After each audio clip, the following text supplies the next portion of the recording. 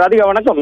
நிச்சயமாக 2500 மீட்டர் நீளத்தில் தூண்டில் வளைவு வேண்டும் என கோரிக்கை விடுத்து திருநெல்வேலி மாவட்டம் கூத்தன்குழியில் 300 நாட்டு படகுகள் இன்று கடலுக்கு மீன்பிடிக்க செல்லாமல் நிறுத்தப்பட்டு மீனவர்கள் மாபெரும் போராட்டத்தில் ஈடுபட்டு வருகின்றனர். இது குறித்த விவரங்களை சேகரித்த போது திருநெல்வேலி மாவட்டம் கூத்தன்குழியில் முறையான தூண்டில் வளைவு அமைத்து தரக்கோரி மீனவர்கள் மற்றும் கிராம மக்கள் இன்று அதிகாலை முதலேயே கடற்கரையில் திரண்டு தொடர் போராட்டத்தில் ஈடுபட்டு வருகின்றனர். ராதிகா, இந்த போராட்டத்தினால் 300க்கும் மேற்பட்ட நாட்டு படகுகள் கடலுக்குள் செல்லாமல் கரையில் தற்போது நிறுத்தி வைக்கப்பட்டுள்ளது. இதன் பின்னணியை குறித்து விசாரித்த போது திருநெல்வேலி மாவட்டத்தில் மொத்தம் பார்த்தீர்கள் என்றால் 10 கடலோர மீனவ கிராமங்கள் உள்ளன. இங்குள்ள மீனவர்கள் அனைவரும் நாட்டு படகுகளை வைத்தே வாழ்வாதாரத்தை நடத்தி வருகின்றனர். கடலில் இருந்து அலையின் சீற்றத்தில் இருந்து படகுகளை பாதுகாக்கவும் பாதுகாப்பாக கரை திரும்பவும் தூண்டில் வளைவு கிரைனேஜ் என ஆங்கிலத்தில் அழைப்பார்கள். இதனை அமைப்பது இப்பகுதி மீனவர்களின் நீண்ட கால கோரிக்கையாக இருந்து வருகிறது.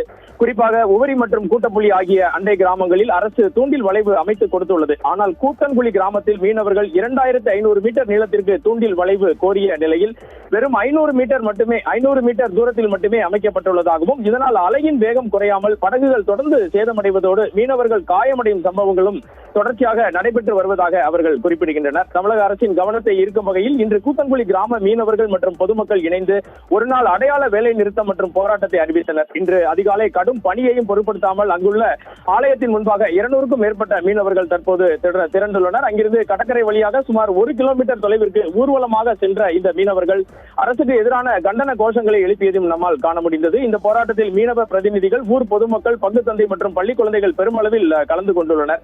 இந்த அடையாள போராட்டத்தின் காரணமாக கூத்தன்குழியில் இன்று மீன்பிடி தொழில் முழுமையாக பாதிக்கப்பட்டுள்ளது. அரசின் நடவடிக்கையை எதிர்பார்த்து காத்திருக்கின்றனர். ராதிகா, கடற்கரையை காத்திட அமைத்து